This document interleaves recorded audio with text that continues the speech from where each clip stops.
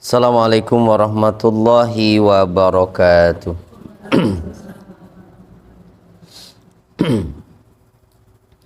Bismillah, alhamdulillah, wassalatu wassalamu ala rasulillah wa ala alihi wa sahbihi wa man walah. Subhanaka la ilma lana illa ma'allamtana innaka antal alimul hakim. Wala hawla wala quwwata illa billahil aliyyil azim. Allahumma aftah lana hikmataka wanshur alaina rahmatak min khazaini rahmatika ya arhamar rahimin. Alhamdulillah, puji syukur kita panjatkan selalu kehadirat Allah Subhanahu wa ta'ala. Di siang hari ini kita masih diberikan nikmat kembali sehingga bisa hadir dalam rangka kajian rutin hari Rabu ini di majelis taklim Bu? Al-Falah, Nur Al-Falah ya, sama seperti masjidnya. Majelis Taklim Nur Al-Falah, insyaallah mulai pagi menuju siang ini pertemuan perdana kita membahas kitab Al-Arba'in An-Nawawiyah, kitab hadis yang disusun oleh Imam An-Nawawi.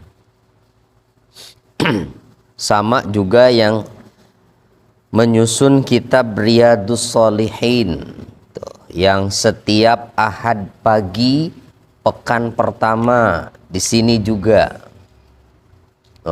Yang ibu-ibu belum tahu itu yang mau ikut kajian pagi. Nah, itu sama, itu penyusunnya Imam An-Nawawi juga. Nah, kalau Riyadhus Shalihin ya kitabnya lumayan tebal. Itu pembahasannya juga dibahas, ada bab-babnya.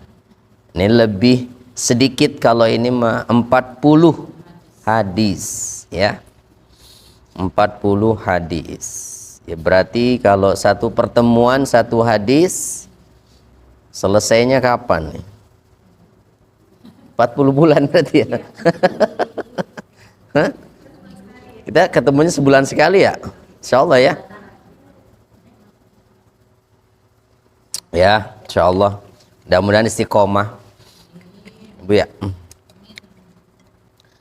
Lumayan bisa mempelajari 40 hadis pun walaupun nggak hafal, penting paham insyaallah. Baik, kita masuk hadis yang pertama.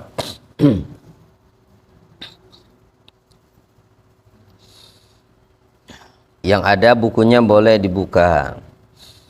An Umar radhiyallahu anhu, dari Umar radhiyallahu anhu, qala, ia berkata, sami'tu Rasulullah sallallahu alaihi wasallam yaqulu, saya mendengar Rasulullah sallallahu alaihi wasallam bersabda. Nah, kalau yang mau dicatat, nah boleh ditulis terjemahannya ya, supaya nanti di bawahnya kita catat pelajaran-pelajaran yang bisa diambil dari hadis ini apa saja. Saya ulang, an Umar radhiyallahu anhu, dari Umar radhiyallahu anhu, qala, ia berkata, saya mendengar Rasulullah sallallahu alaihi wasallam bersabda, innamal a'malu binniyat, sesungguhnya segala macam amal itu tergantung niatnya, atau hanyalah sempurna, hanyalah sah dengan adanya niat. Bisa begitu juga maknanya. Wa innama likulli imri'in ma nawa, dan sesungguhnya setiap orang hanya akan mendapatkan apa yang diniatkannya. Faman kanat hijratuhu ilallahi wa rasulih, maka siapa yang hijrahnya kepada Allah dan Rasulnya, yaitu mengharap ridho Allah dan Rasulnya, fa hijratuhu ilallahi wa rasulih, maka hijrahnya sampai kepada Allah dan Rasulnya, artinya sesuai dengan tujuannya tadi. Wa man kanat hijratuhu lidunya yusibuha, dan siapa yang hijrahnya karena dunia yang ingin didapatnya, awim mara'atin yankihuha, atau karena seorang perempuan yang ingin dinikahinya, hijrahnya itu. Nah, hijrah yang dimaksud ini adalah hijrah dari Mekah ke Madinah dulu di zaman Rasul. Nah, maka orang yang hijrahnya karena dunia yang ingin dia dapat, atau karena perempuan yang ingin dinikahinya, fa hijratuhu ila ma hajara ilaih, maka hijrahnya akan sampai pada apa yang menjadi tujuan hijrahnya. Nah, sedikit kita menggarisbawahi dulu pernyataan yang terakhir ini. Ya, satu pelajaran berharga untuk kita dalam berbicara, menyampaikan sesuatu itu menunjukkan adab. Nabi tidak mengatakan begini, siapa yang hijrahnya karena Allah dan Rasulnya atau kepada Allah dan Rasulnya, maka hijrahnya pun akan sampai kepada Allah dan Rasulnya. Tetapi siapa yang hijrahnya karena dunia yang ingin diraihnya, atau karena perempuan yang ingin dinikahinya, maka hijrahnya sampai pada dunia dan perempuan itu. Nabi nggak bilang begitu. Tapi Nabi hanya menyampaikan bahasa bahwa hijrahnya akan sampai pada apa yang menjadi tujuan hijrahnya. Apa itu maknanya? Itu adab. Bahwa dunia dan perempuan yang dijadikan tujuan dalam hijrah adalah hal buruk. Maka menyebut sesuatu yang buruk begitu tidak harus letter luck. Ya, cukup isyarat saja. Ya, iya. Gitu berarti ini pelajaran. Jadi kalau kita bicara di publik, bicara di hadapan orang banyak, nah berarti hati-hati. Ya. Jika yang sesuatu yang buruk itu masih bisa disampaikan dengan bahasa isyarat, itu akan lebih baik, gitu.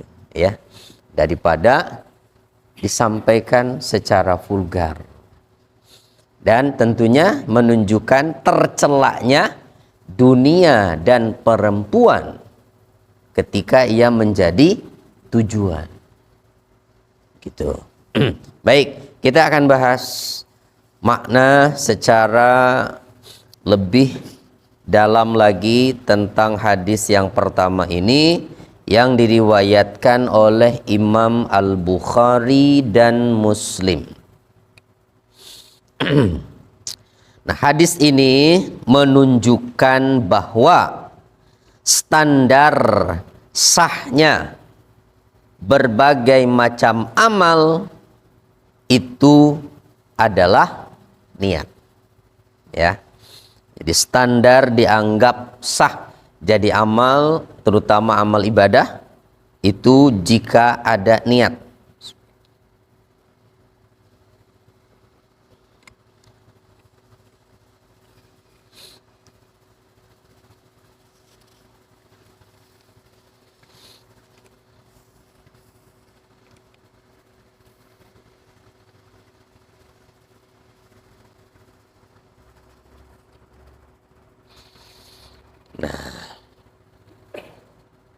Jadi begini Bu, bahwa amal ibadah sekalipun jika dikerjakan tanpa niat, maka itu hanya menjadi rutinitas harian. Tetapi sebaliknya, rutinitas harian dengan menghadirkan niat bisa jadi ibadah. Paham maksud saya? Ibu sholat, berdiri, takbir, ruku, sujud, sampai salam, tapi nggak niat, nggak jadi ibadah. Iya, ada niatnya kan? Ada, makanya itu menjadi rukun dalam ibadah. Setiap ibadah mahdhah pasti rukunnya adalah niat nomor satu itu. Jadi kalau tidak ada hadir niatnya, ya berarti dia melakukan kegiatan harian aja. Gitu. Bahwa setiap hari waktu zuhur gitu, dia berdiri itu jungkir balik, ruku sujud sampai salam, nggak dapat apa-apa. Ya. Jadi niat dalam sholat termasuk rukun atau tidak? Rukun ya, rukun. Nah, sebaliknya kita makan, minum, ibadah bukan? Makan, minum, ibadah bukan? Hah? Makan, minum, ibadah bukan? Atau rutinitas kita hari-hari? Rutinitas hari-hari kan? Kegiatan hari-hari. Karena kebutuhan kita di dunia adalah makan.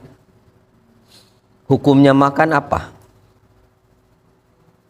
Wajib, sunnah, haram, makruh, mubah. Wajib kalau lapar. Kalau wajib berarti kalau nggak makan dosa gitu.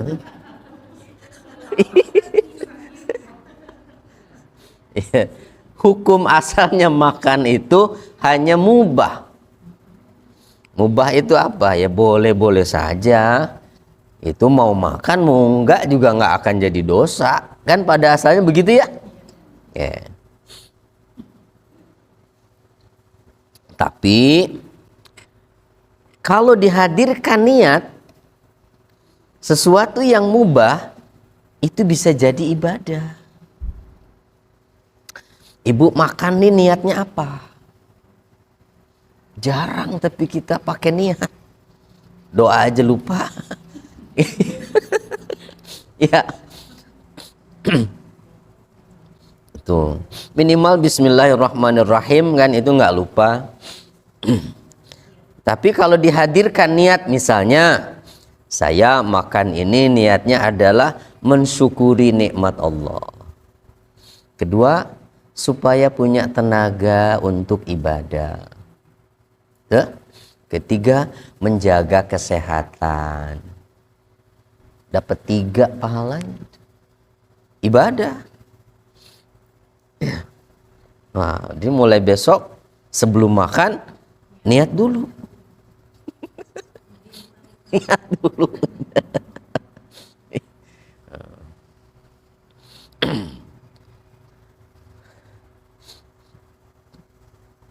Tidur. Hukumnya apa tidur? Mubah. Ya mau tidur mau enggak terserah. Tapi kalau kita niatkan tidur itu niatnya istirahat supaya badan kita sehat. Karena kalau enggak tidur bisa lelah, nanti terganggu kesehatannya. Dan sehat itu nikmat dari Allah. Saya mensyukuri nikmat Allah, gitu. Enggak harus. Iya, tempat niat di mana? Di hati, ya. Kalau diucapkan bisa lama kan itu. Ya. Iya, Ya kayak yang tadi tuh, niat-niat yang tadi kan kalau di hati mah bisa langsung plek. Yang 3 tadi tuh, mensyukuri nikmat, menjaga kesehatan, kan langsung udah gitu. Kalau di hati mah. Tapi kalau harus diucapkan bisa lama ya. Saya niat makan mensyukuri nikmat Allah satu. Nah, sama niat sholat juga begitu. Niat sholat itu tempatnya di mana?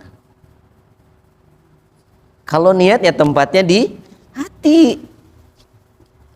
Jadi niat sholat diucapkan atau tidak? Hah? Niat sholat diucapkan atau tidak?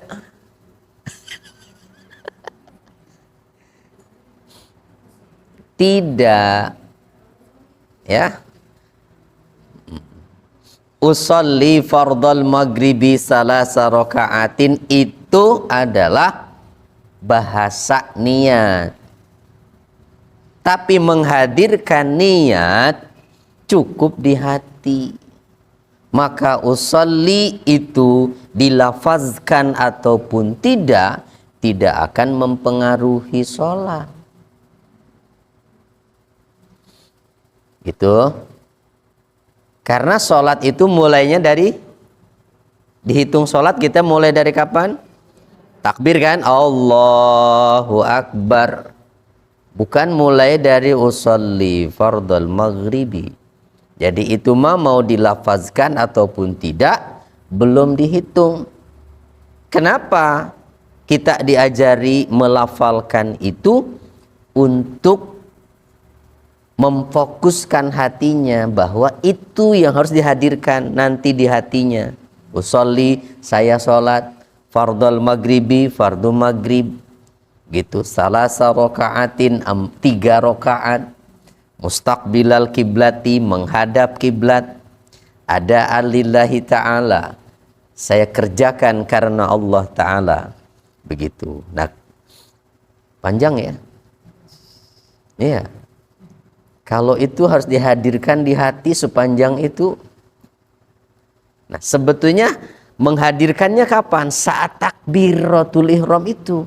Jadi lisannya Allahu Akbar, di hatinya yang tadi usolli fardal maghribi salasa raka'atin. Waduh, lama dong. Dari lafaz niat yang itu yang wajib sebetulnya pertama adalah menentukan sholatnya fardu atau sunnah. Kedua, menyebut nama sholatnya. Ketiga, sendiri atau berjamaah. Udah. Jadi jumlah rokaatnya nggak disebut juga tidak akan mempengaruhi sah sholat kita. Misal kita saat takbiratul ihram menghadirkan niatnya di hati, saya sholat maghrib, gitu, jadi makmum karena Allah, udah sah. Saya sholat fardu maghrib jadi makmum karena Allah. Saya sholat fardu maghrib karena Allah Ta'ala kalau sendirian. Nah, itu yang wajib ya dihadirkan itu. Karena itu ibadah mahdhah, harus dihadirkan niatnya. Nah, kalau ibu umroh atau haji biasanya niatnya gimana? Kalau umroh, nawaitul umrota wa ahramtu biha lillahi ta'ala, begitu ya?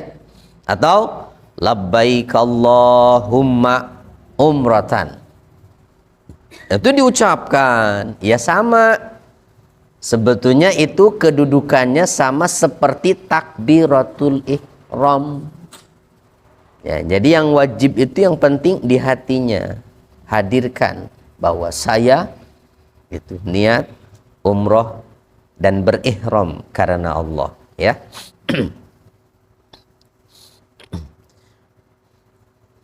Bisa dipahami sampai di situ? Ya, Bu?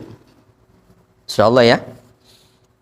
Kemudian wa innama likulli imri'in ma nawa. Nah, kita bahas itu. Setiap orang hanya akan mendapatkan apa yang menjadi niatnya. Berarti ini mengisyaratkan bahwa satu amal ibadah ya bisa menghadirkan beberapa niat. Maksudnya gimana? Ya, selain ibadah mahdhah pasti ya di sini, atau sholat misalnya.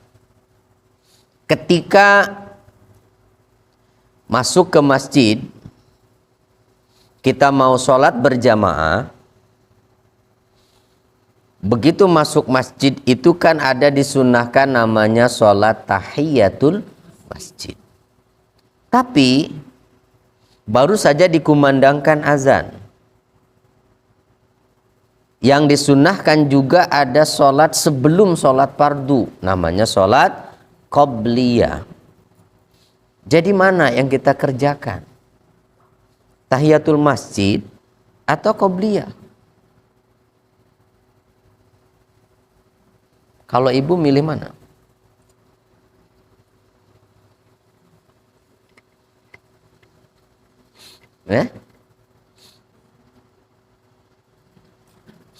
Kalau dikerjakan tahiyatul masjid, qobliyahnya enggak. Nah, kalau qobliyah, tahiyatul masjidnya enggak dong. Kalau dikerjakan dua-duanya keburu qomat. Gimana tuh? Mengerjakan salah satunya, niatnya dua-duanya sekalian. Boleh. Nggak usah diucapkan. Ya niatnya qobliyah, insya Allah pahala tahiyatul masjidnya dapat. Karena kan disunnahkannya sholat menghormati masjid itu ya tahiyat, penyebutan tahiyatul masjid kan itu dari ulama. Dari perintah nabinya hanya bahwa ketika salah seorang dari kalian masuk masjid, maka jangan duduk sampai ia sholat 2 rakaat. Kan nggak nyebut nama sholatnya. Gitu ya? Nah, jadi penyebutan tahiyatul masjid itu ya dari ulama gitu. Artinya kita sholatnya qobliyah pun insya Allah dapat tahiyatul masjid. Tapi isyaratkan di hati aja sekalian begitu. Atau ibu datang ke sini misalnya baru masuk langsung duha, ya sekalian itu udah tahiyatul masjidnya. Mau dipisah juga boleh. Gitu, tahiyatul masjid dulu, baru terus qobliyah atau sholat duha. Nah, itu contoh satu. Contoh lainnya, bahwa satu amalan beberapa niat. Yang tadi,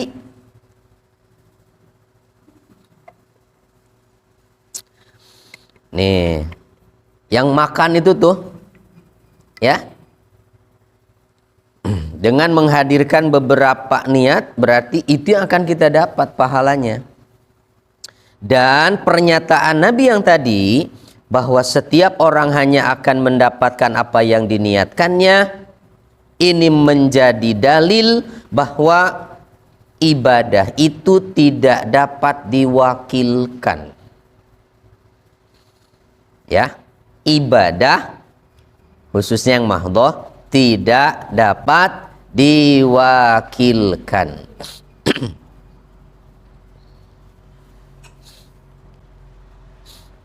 Kecuali ada beberapa yang boleh diwakilkan seperti mendistribusikan zakat, boleh mewakilkan.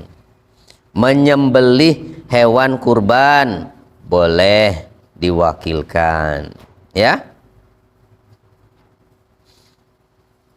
Kalau haji boleh nggak? Boleh ketika tidak ada lagi kemungkinan untuk bisa berangkat, baik karena meninggal dunia atau karena sakit yang sudah tidak ada lagi harapan sembuh, dan kata dokter sudah nggak mungkin berangkat. Nah, maka boleh wakil hajinya, ya. Tapi selama mampu, Itu harus berangkat. Nah, sholat bisa diwakilkan? Nggak bisa, enak aja diwakilkan. Bisa nitip sama suami, Pak nitip ya, mau lagi sibuk nih, tanggung. Nggak bisa ya, sholat nggak bisa diwakilkan.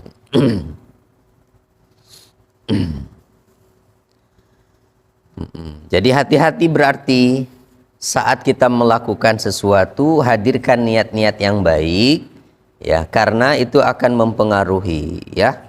Termasuk ibadah pun, nah ini kaitannya dengan niat bukan sebagai rukun tetapi niat sebagai tujuan. Apa yang kita tuju dengan sholat itu? Kenapa? Karena ada orang yang sholatnya karena Allah semata, ada orang yang sholatnya karena Allah dan karena manusia. Namanya riya. Ya. Ya Bu. Apa riya itu? Ya, jadi apa cirinya orang yang riya sholatnya? Ada perbedaan dalam mengerjakan sholat ketika ia sholat sendiri dengan ketika ia sholat di hadapan orang lain. Nah itu tuh sudah dianggap riya. Ya, masuk ke masjid nggak ada orang, sholat dia tahiyatul masjid kan, Allahu Akbar, cepet banget satu rakaat. Begitu berdiri rakaat kedua ada yang masuk, batuk tuh belakang. Rakaat kedua kok dilambatin dia rakaatnya, kok berubah? Nah, berarti perubahan di rakaat kedua itu dia lakukan karena orang nggak enak gitu, ntar dibilang sholatnya buru-buru. Nah kan begitu berarti beda karena manusia itu ya. Nah itu juga masuk ke sini, berarti apa yang akan ia dapat dari sholatnya sesuai niatnya. Dan kalau riya, habis pahalanya. Ya, aduh, rugi dong. Ya iya, makanya hati-hati. Innama likulli imri'in ma nawa tadi. Riya. Aduh, jadi imam gitu. Sama. Harus betul-betul dijaga niatnya. Ya. Kalau menjadi imam terus kehadiran orang tertentu yang jadi makmumnya mempengaruhi cara sholatnya, itu udah nggak ikhlas. Ada Pak Lurah misalnya di belakang, yang panjangan baca suratnya, tumben-tumbenan biasanya yang pendek. Misalnya begitu. Ya. Jadi ada perubahan dalam cara ibadah karena manusia, berarti menunjukkan bahwa ibadahnya riya. Makanya dalam Kifayatul Atqiyah begini Bu. Katanya ya, bahwa imanul mar'i la yakunu takammala hatta yaran nasa biibilin musila. Iman seseorang itu tidaklah sempurna sampai ia melihat orang lain sama seperti unta. Paham maksudnya? Lihat orang onta itu bukan begitu maksudnya. Ya karena di Arab ya bahasanya unta. Ya kalau di sini mah berarti kan sapi, kambing gitu ya. Datang. Kalau ibu ketemu sapi di jalan, memberi kesan di hati sesuatu nggak itu sapi? Ada sapi, malu baju saya nih nggak rapi, gitu nggak? Hah? Cuek aja, bodoh amat sapi. Itu maksudnya itu. Jadi ketika kita ketemu orang lain, tidak memberi kesan khusus yang kemudian mempengaruhi cara kita memperlakukan atau cara kita mensikapi sesuatu. Ya biasa aja, ya. Tetapi awas, ini juga nggak boleh juga terus berlebihan ya. Ada guru, ada ustadz, ada orang yang dihormati, pejabat datang juga, jangan terus cuek aja. Cuek aja kali, juga manusia biasa, enggak juga begitu, ya. Tetapi intinya berarti jangan sampai hati kita, nah tadi tuh, merasa harus melakukan sesuatu karena dia. Ya contohnya sholat ladilah, paling jelas mah ya, gitu. Harus dirubah caranya. Biasa aja. Jangan karena manusia.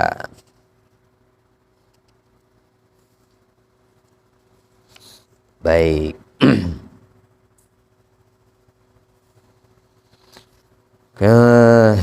Sudah bisa dipahami sampai situ, Bu? Ada yang mau ditanyakan dulu nggak? Sampai itu. Sebelum kita bahas nanti faman kanat hijratuhu ilallahi wa rasulih. Jelas ya? Nah, kita lanjutkan. Nabi memberikan contoh tentang niat ini dengan hijrah di sini. Siapa yang hijrahnya menuju Allah dan Rasulnya, maka hijrahnya akan sampai kepada Allah dan Rasulnya. Siapa yang hijrahnya karena dunia yang ingin diraihnya atau perempuan yang ingin dinikahinya, maka hijrahnya sampai pada apa yang menjadi tujuan hijrahnya. Nah, sebutan hijrah ini ya berlaku pada beberapa hal. Yang pertama adalah hijrahnya para sahabat Nabi.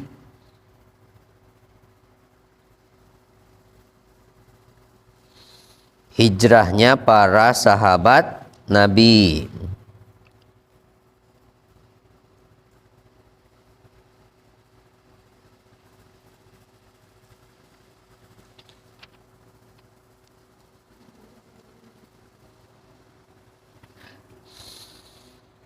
Nah, hijrahnya para sahabat Nabi ini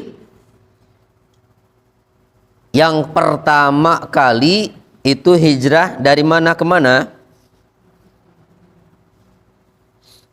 Dari mana, Bu? Dari Mekah ke? Itu mah yang kedua. Kalau yang pertama kemana? Dari Makkah ke Habasyah atau Habsyi yang sekarang kita kenal dengan Ethiopia.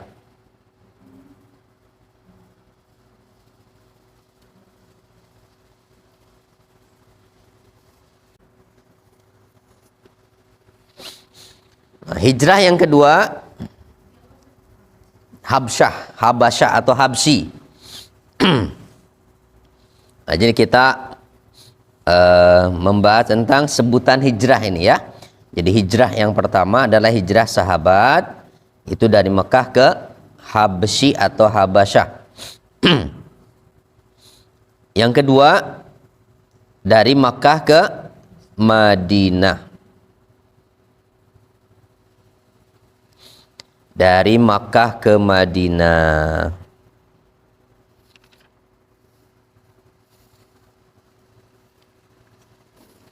Kemudian ketiga,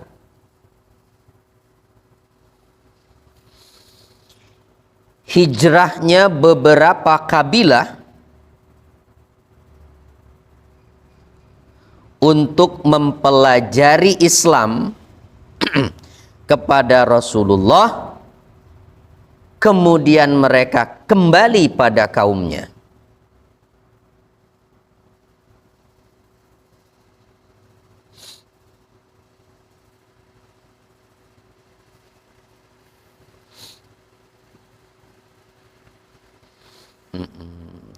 Kalau secara bahasa hijrah itu artinya apa?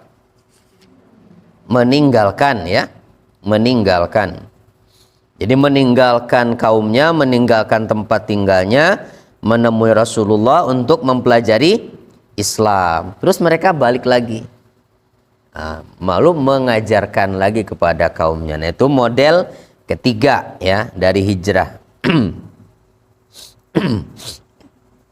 Yang keempat, hijrah dari negeri kafir menuju negeri Islam.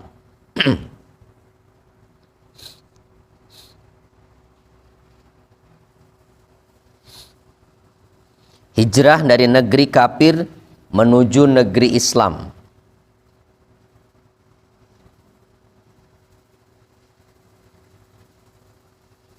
Termasuk dalam makna ini adalah gini ya Bu ya, hijrahnya seseorang yang tinggal di satu tempat, di mana di tempat itu dia mendapatkan tekanan, tidak boleh mengerjakan ibadah, tidak bisa melakukan kewajibannya sebagai seorang muslim misalnya.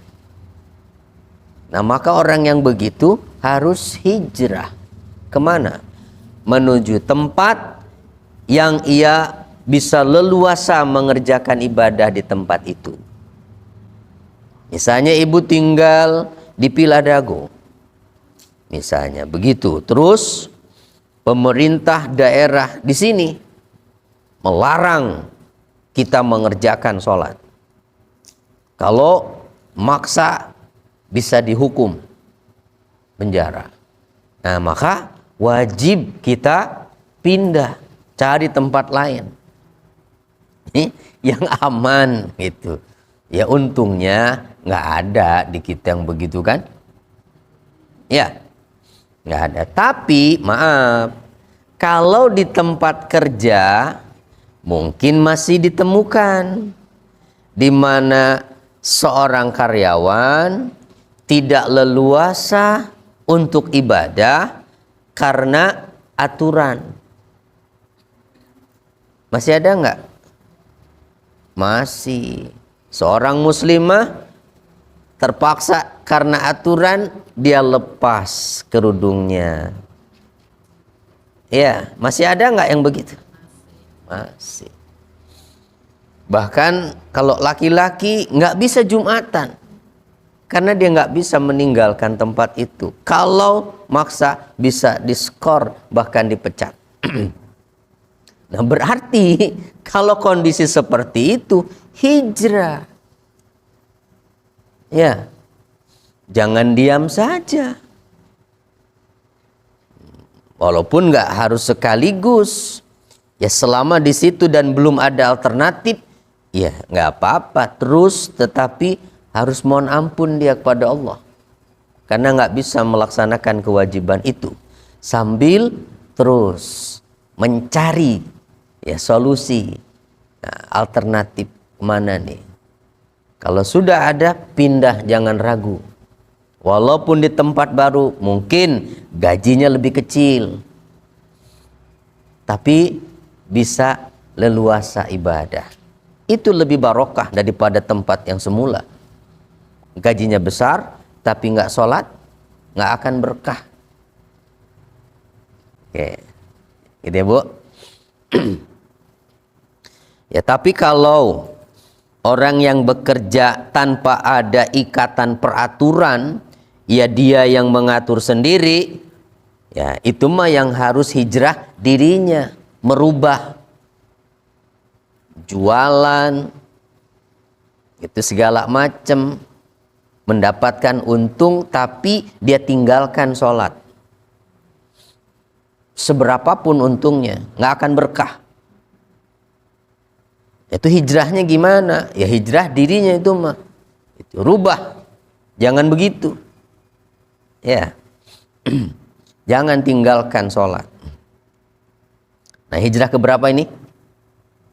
Tadi keempat. Kelima. Nah, ini berarti hijrah meninggalkan segala yang dilarang oleh Allah. Ya. Nah, termasuk yang tadi. Yang kelima ini ya. Hijrah meninggalkan apa-apa yang dilarang oleh Allah. Keenam,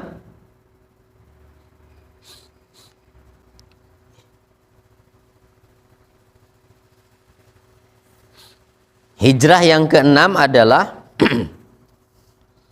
hijrahnya suami meninggalkan istrinya.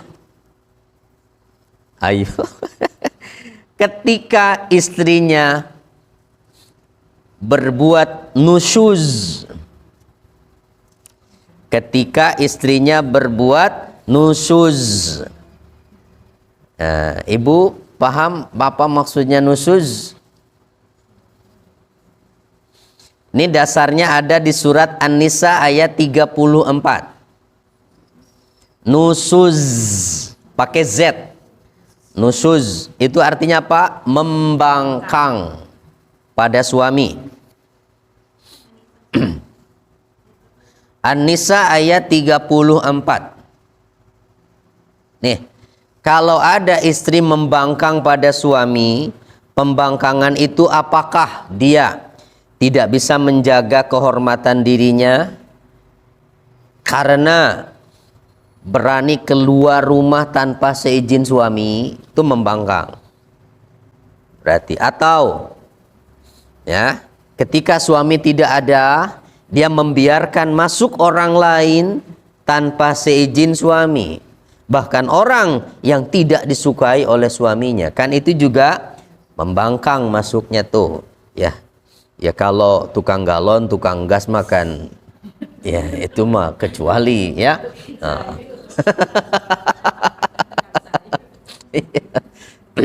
Terus apalagi termasuk istri tidak mau melakukan ibadah yang wajib, yaitu juga nusyuz.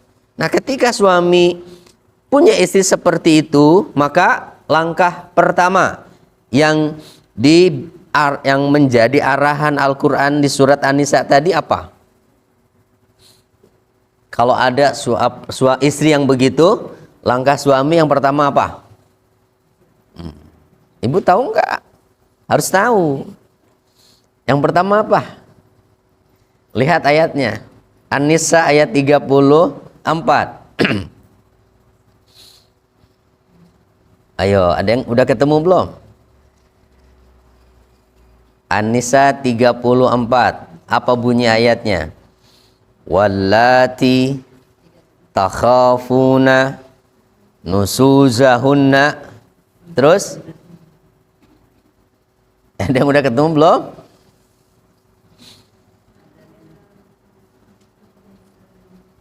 Apa bu?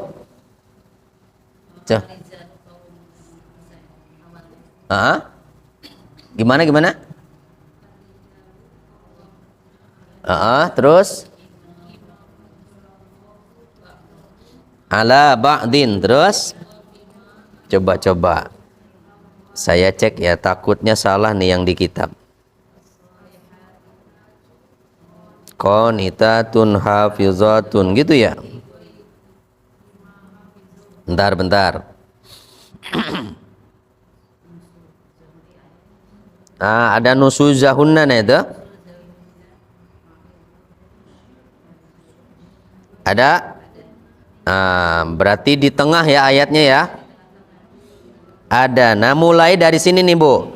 Yang wallati takhafuna. Nah, dari situ mulainya tuh. Di tengah adanya. Betul ayat 34. Dan istri-istri yang kalian khawatir nusuznya, maka satu, nasihati mereka. Ini langkah pertama. Ya. Jadi langkah yang pertama suami itu apa? Nasehatin. Nggak mempan dengan nasihat. Terus apa lagi? Udah dinasehatin berkali-kali nggak berubah, maka hijrah suaminya.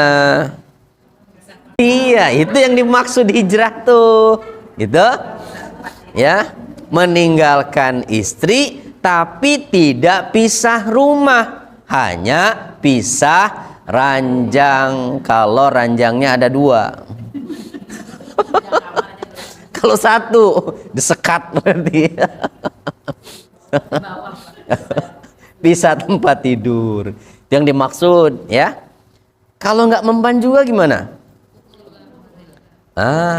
Udah begitu belum berubah juga, boleh memukul istri, tapi tidak boleh memukul wajah dan bukan pukulan yang melukai. Nggak sampai memar-memar, itu urusannya polisi nanti. Ya. Nabi ngasih contoh, cukup pukulnya pakai kayu siwak aja. Kayu siwak. Iya, karena bukan mau melampiaskan amarah, ya. Gitu, tetapi memberikan pelajaran, ya. Bagus lagi pakai batang hidung aja pukulnya, itu berarti ya. Jangan pakai batang kayu. Tapi kalau nggak mempan juga misalnya, udah macem-macem. Mana tuh? Hadirkan penengah. Nah, yang ayat lanjutannya tuh, wa in khiftum syiqaqa bainihima fab'asu hakaman. Ya. Hadirkan hakam. Hakam itu penengah. Wah, ini udah sampai ribut terus gitu karena nggak ketemu tuh, nasihatin udah, bisa ranjang udah. Berarti kan terancam tuh, terancam pisah, maka hadirkan penengah, jangan hadirkan pendukung. Ya, jadi menghadirkan keluarga itu jangan nyari pendukung. Kalau nyari pendukung memperlebar kebencian. Ayo dukung saya, akhirnya ribut 2 keluarga. Nah, ajaran Islam itu bukan begitu. Hadirkan penengah yang bisa menengahi, gitu, supaya jaga nih jangan sampai pisah, ya. Kan namanya cerai itu kata Nabi perbuatan halal yang paling dibenci. Ya, kecuali nggak ada pilihan lain. Nah, itulah yang apa dikategorikan makna apa tadi? Hijrah, ya.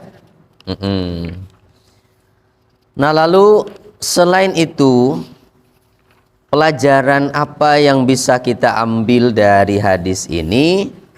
Ya adalah tentunya yang pertama, agar kita menghadirkan niat pada setiap aktivitas kita, itu agar tadi sesuatu yang tidak bernilai ibadah bisa menjadi sesuatu yang bernilai ibadah dan dapat pahala. Tapi catatan, ya, niat yang baik, catat nih, tidak akan bisa mempengaruhi perbuatan dosa. Niat yang baik tidak akan bisa mempengaruhi perbuatan dosa. Nah, jadi kalau yang mubah man tadi bisa jadi ibadah tuh, kayak makan, tidur, ya. Tidak akan bisa berubah atau nggak akan bisa menjadi niat yang baik tidak akan bisa mempengaruhi perbuatan dosa. Maksud saya begini, orang mencuri misalnya nih, mengambil dari harta orang lain, terus dia sedekahkan tuh hasil curiannya. Nah, jadi mencuri niatnya untuk sedekah, maka mencurinya tidak akan berubah jadi ibadah walaupun niatnya untuk sedekah. Itu maksudnya, tetap aja mencuri, haram hukumnya, ya. Jadi cara-cara Robin Hood nggak usah diikuti, ya. Ya kan Robin Hood begitu di filmnya, ya. Jadi orang korupsi nih, biar nggak dosa, separohnya tak sumbangin ke masjid deh. Nggak bisa. Sodakohnya juga nggak akan dapat pahala. Gitu. Ya. Jadi kalau yang haram tetap aja haram. Atau ibu misalnya, datang temen, ya ajak ngobrol, lama-lama ngomongin orang, ibu dengerin aja. Di hati ibu niat, misalnya, aduh, kalau nggak saya dengerin kan kasihan. Biar saya nyenengin hatinya deh, saya dengerin aja.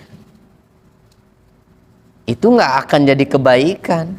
Kenapa? Karena yang kita dengarkan itu sesuatu yang haram.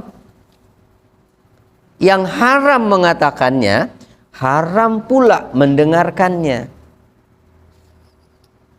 Walaupun kita nggak komen, diem aja. Ya, gimana dong?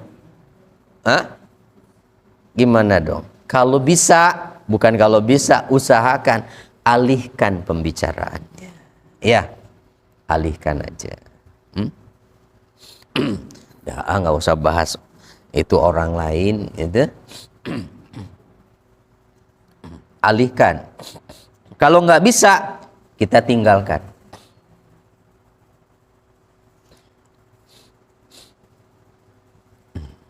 Kalau nguping gimana nguping? Sama, ya. Iya, ngobrol sebelah sini nih, ibu mojok di sini, gitu. Sambil baca Quran kan, tapi kupingnya ke situ. Ya. Sama kebagian dosanya itu. Ya. Oh kalau gitu mendingan gabung sekalian, no?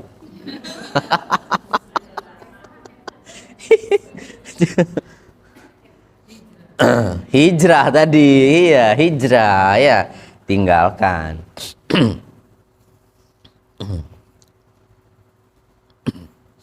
Yang kedua pelajarannya adalah seseorang akan mendapatkan pahala ataupun dosa tergantung dari niatnya.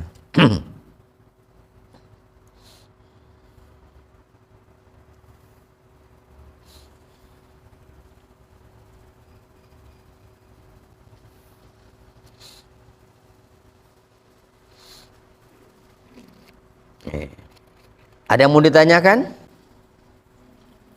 Monggo, kita tanya jawab berikutnya, barangkali masih ada yang mau ditanyakan. Monggo.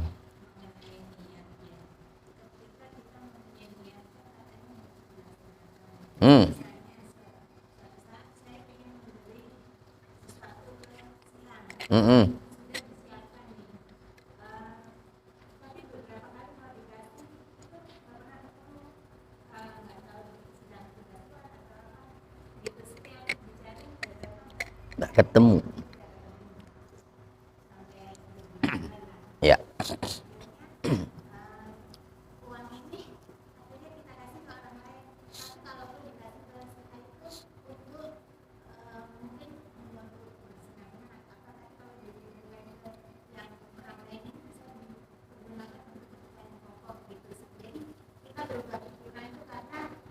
Nggak ketemu orangnya.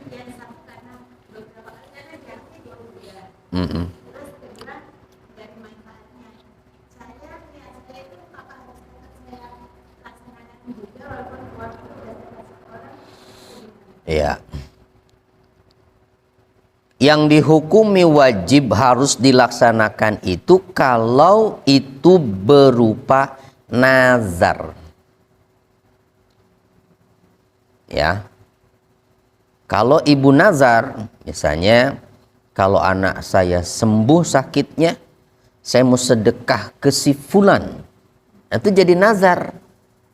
Ya berarti harus ketemu tuh orangnya. Tapi kalau semata-mata niat, nggak ada nazar.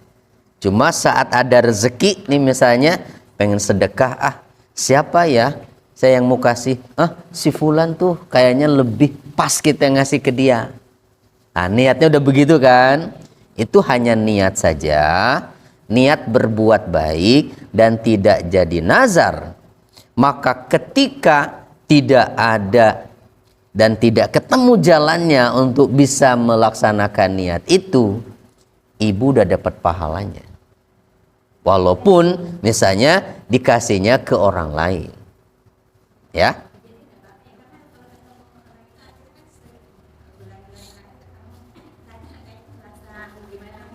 Kita merasa bersalah karena tadinya udah niat untuk dia, gitu ya. Nggak apa-apa. Bahkan tidak jadi pun kalau niat berbuat baik udah dapat pahala. Ya. Niat mau sedekah nggak jadi. Misalnya ya, karena sesuatu tapi nggak jadinya jangan karena males. Ya. Ya karena tadi orang yang mau kita kasih nggak ada. Mau ngaji tiba-tiba ada tamu. Udah niat. Udah pakai baju segala macem, udah siap-siap, datang tamu. Nah, yang begitu tuh, insya Allah niatnya udah dicatat dan ibu dapat pahala. Ya, iya. Iya. Tapi kalau ada kemungkinan dan tidak ada halangan apa-apa, ya jangan niat terus. Ya, laksanakan. Kan udah niat kan begitu ya. Kebalikannya, niat berbuat buruk tidak jadi, itu kita dapat pahala karena tidak jadi berbuat dosa. Kalau tidak jadinya itu karena sadar dan takut pada Allah. Tapi kalau nggak jadi berbuat dosanya karena nggak dapat kesempatan, nah itu mah tetap dicatat dosa. Mau mencuri ke rumah orang, ditungguin aja, satpamnya nggak pergi-pergi itu. Nah kayak gitu misalnya ya. Walaupun nggak jadi itu udah dihitung niatnya, dosa tetap. Apalagi sudah dipersiapkan, udah direncanakan, udah ada persiapan tuh berarti, ya. Udah dihitung dosa itu walaupun nggak jadi. Ada lagi? Sebelum kita doa.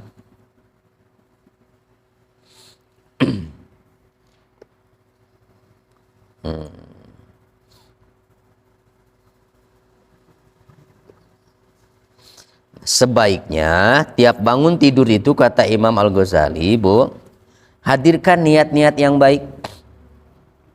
Supaya hati kita jangan diisi dengan niat yang buruk, ya. Hadirkan niat untuk nolong orang, hadirkan niat untuk membantu orang lain, hadirkan niat terus begitu. Ya, walaupun mungkin kita nggak kesampaian semuanya ya, tapi hadirkan niat. Ada yang jualan nggak di sini? Ada yang jualan nggak? Jualan apa? Macem-macem. Jualan tuh niatnya apa?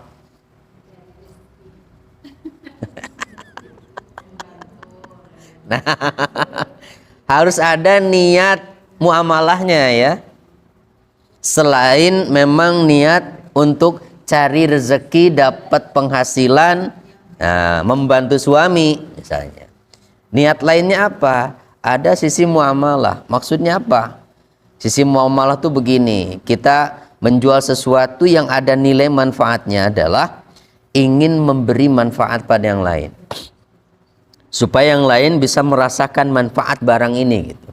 Atau kalau ibu jualan nasi uduk misalnya pagi-pagi, niatnya adalah membantu orang yang nggak sempat masak pagi-pagi.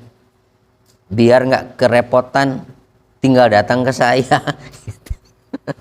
Ya, gitu. Bahkan ketika ada orang lagi nggak punya uang, saya kasih gitu. Oh, ya, keren begitu ya. Oh, ibadah itu dah. Selain dapat uang, dapat pahala juga kita. Begitu. Ya. Bahkan ada sedekahnya Bu tiap pagi kalau jualan itu bagusnya ya. Pembeli pertama gratis. Woi, itu laku udah pasti itu ya. Kalau ada yang begitu ngantri itu paling duluan.